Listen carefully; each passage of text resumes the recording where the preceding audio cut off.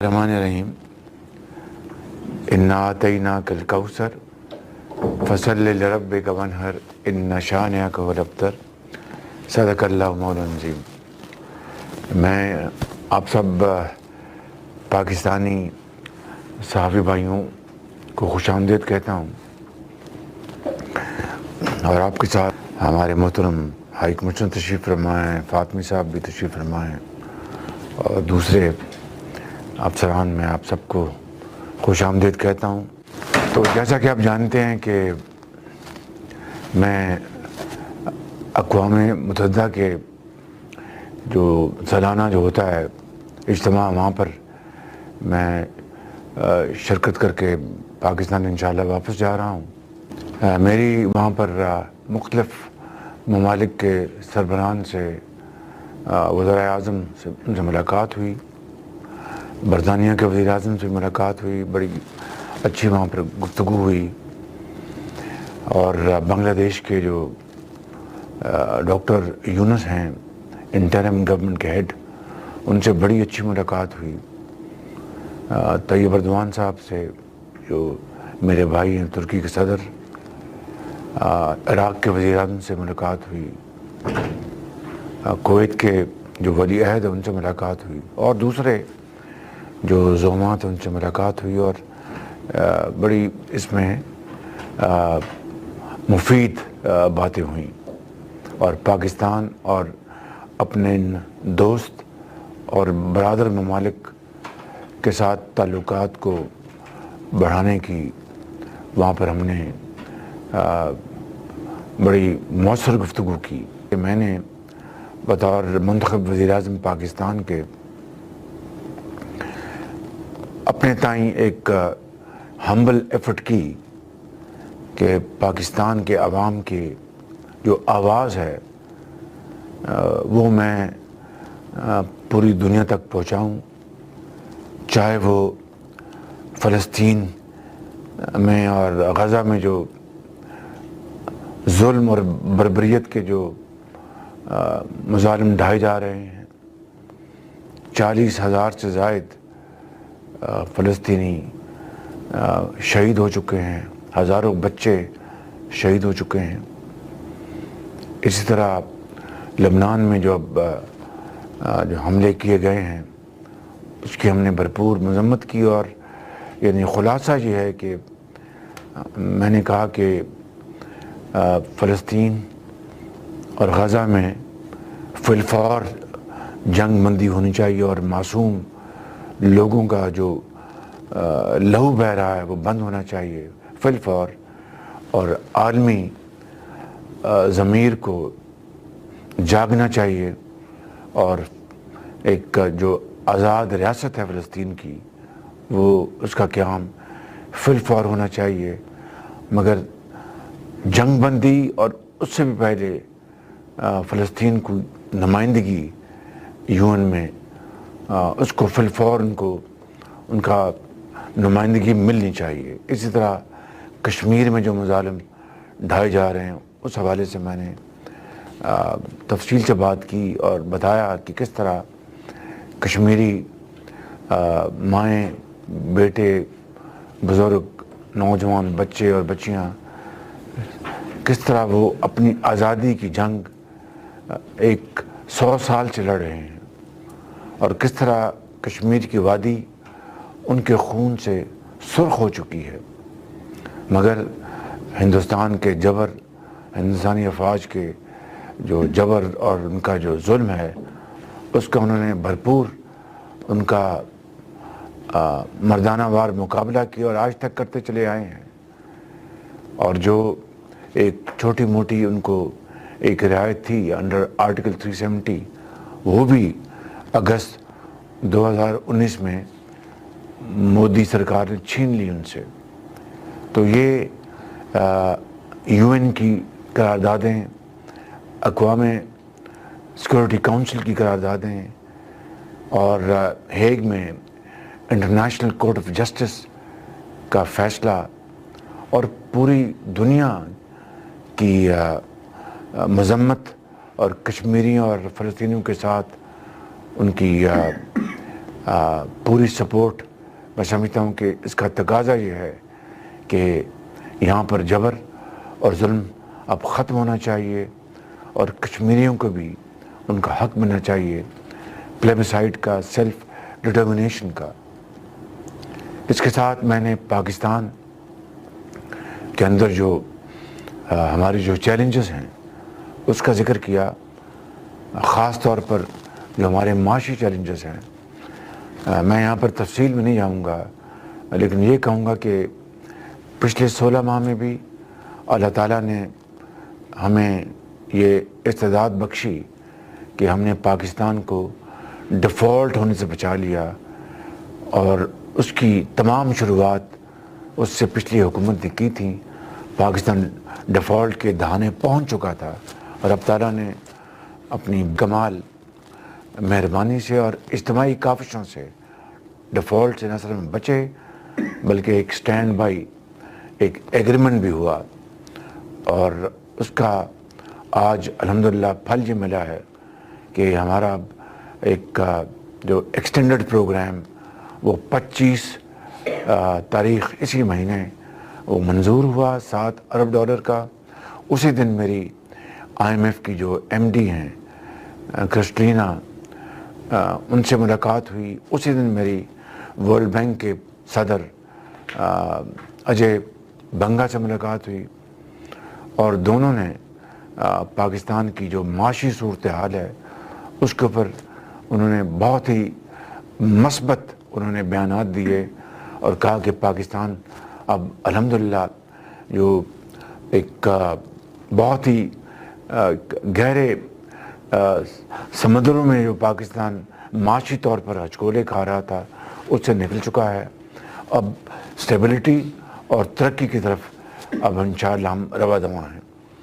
تو میں سمجھتا ہوں کہ یہ عالمی اداروں کا یہ بیان آج بھی میں نے پڑھا ہے، جو نیتن ہے ان کا IMF کا جو ایک نمائندہ، اس کا ایک آرٹیکل چھپا ہے، اور اس میں انہوں نے لکھا ہے کہ پاکستان اب استحکام اور معاشی ترقی کی طرف اب رواں دواں ہے۔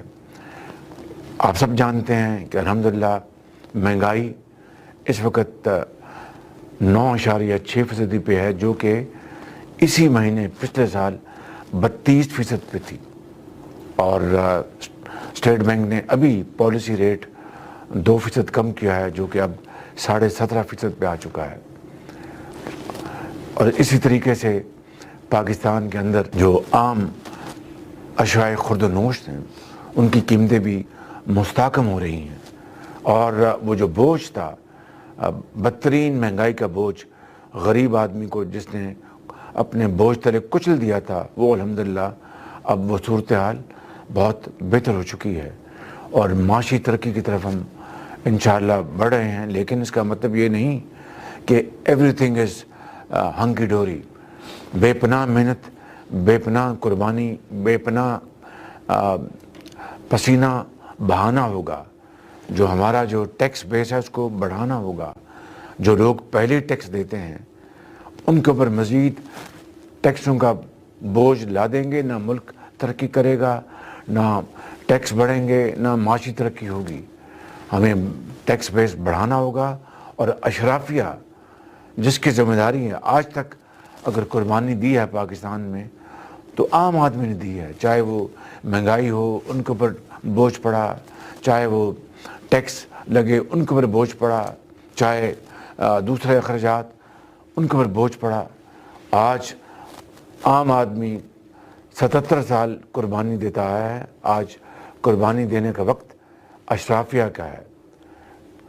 جو ہیوز جو ہیں، ہیو ناٹس تو بیچارے مہنگائی کے بوجھ تلے پس گئے، اور انشاءاللہ ان کو اب اس میں سے نکالنے کا وقت ہے، اور جن کو اللہ تعالیٰ نے صاحب حیثیت بنایا ہے ان کا آج یہ فرض ہے، اور مجھے یقین ہے کہ وہ بڑھ چڑھ کر اظہار اور قربانی کا مظاہرہ کریں گے، اور پاکستان کی ترقی اور خوشحالی میں اپنا ہاتھ بٹھائیں گے۔ میں پہلے بھی بات کر چکا ہوں، آج پھر کہنا چاہتا ہوں کہ IMF کا پروگرام یہ پایا تکمیل تک نہ پہنچتا اگر ہمارے انتہائی برادر ملک سعودی عربیہ،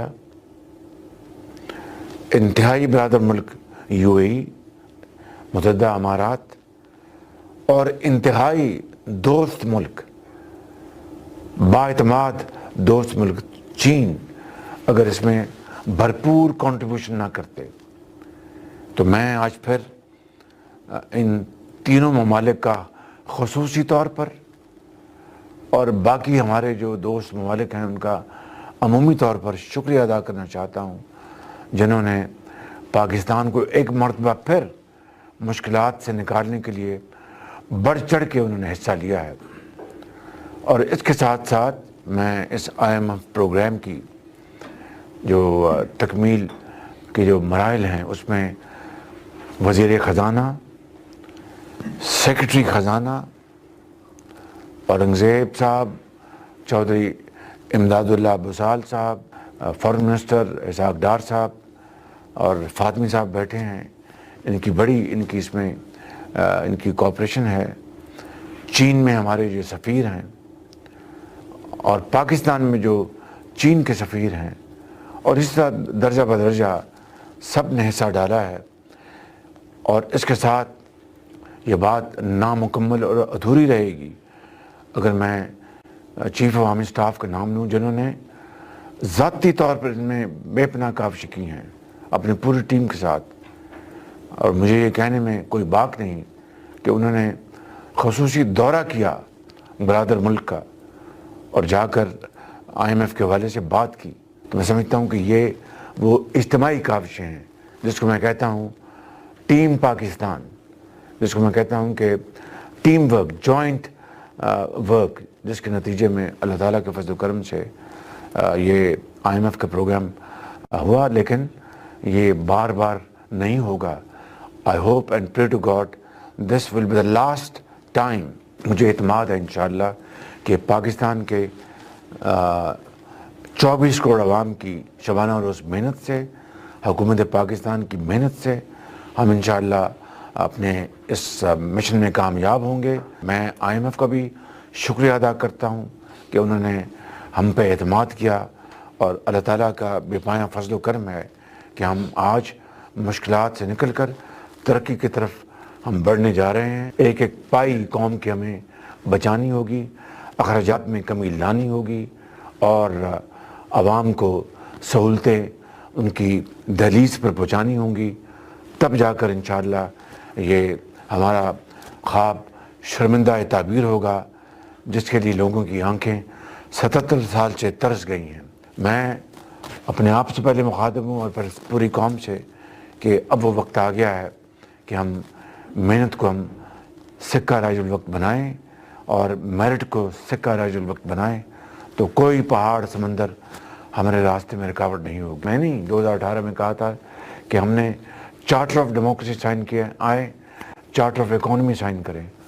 اس کو جس طرح پایا حقارت سے ٹکرایا گیا وہ تاریخ کا حصہ ہے۔ پھر میں نے کہا، پھر بطور لیڈر آف دی ہاؤس اب پھر میں نے اس کو دوبارہ ریٹریٹ کیا ہے۔ میں نے کل اپنی تقریر میں بڑی وضاحت کے ساتھ، بہت صراحت کے ساتھ ساری بات بیان کی ہے۔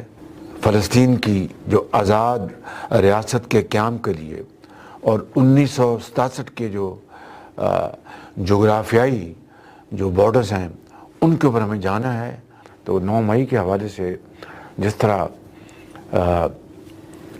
جناب ہاؤس پر دھاوا بولا گیا، میں سمجھتا ہوں کہ ہمارے وہ شہید جنہوں نے پاکستان کے لیے اپنی جانوں کا نذرانہ پیش کیا تھا، ان کی روحیں تڑپ گئی ہوں گی۔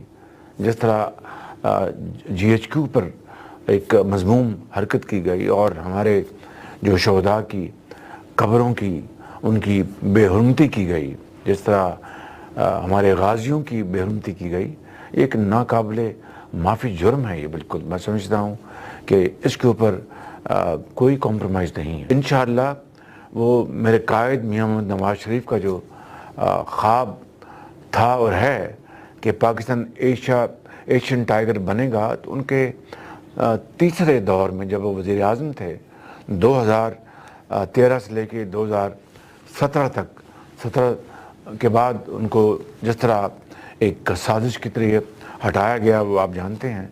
تو کیا ترقی کی منزلیں طے کر رہا تھا پاکستان کی جو اپنا GDP تھی وہ 6% کو کراس کر گئی تھی. پاکستان میں مہنگائی جو تھی وہ 3.5% تھی, آج 9.6 پہ ہے, اس وقت 3.5% تھی. پاکستان کے اندر بجلی کے 20 گھنٹے کے اندھیرے ختم ہو گئے تھے. انشاءاللہ مل کر ہم انشاءاللہ پاکستان کی حالت سنواریں گے اور مل کر اجتماعی کاوشوں سے پاکستان کو وہ مقام انشاءاللہ اللہ تعالیٰ دے گا. پاکستان کے عوام کی بے پناہ محنت, ریاضت اور قربانیوں کے نتیجے میں جو اس کا حق ہے. برطانیہ سے ہمارے بڑے اچھے تعلقات ہیں. ایک ہمارا دوست ملک ہے. برطانیہ پاکستان کی ترقی اور خوشحالی کو بہت سپورٹ کرتا ہے, اور میں خود اس کا گواہ ہوں. جب میں چیف منسٹر پنجاب تھا تو برطانوی حکومت کے ساتھ ڈفٹ کے ساتھ, جس کو آج FCDO کہتے ہیں, ہماری بے پناہ شرکت داری تھی. تو برطانیہ ایک ہمارا دوست ملک ہے, اور ہم برطانوی حکومت کے جو بھی حکومت رہی انہوں نے ہمیشہ پاکستان کی سپورٹ کی. ہم ان کے شکر گزار ہیں.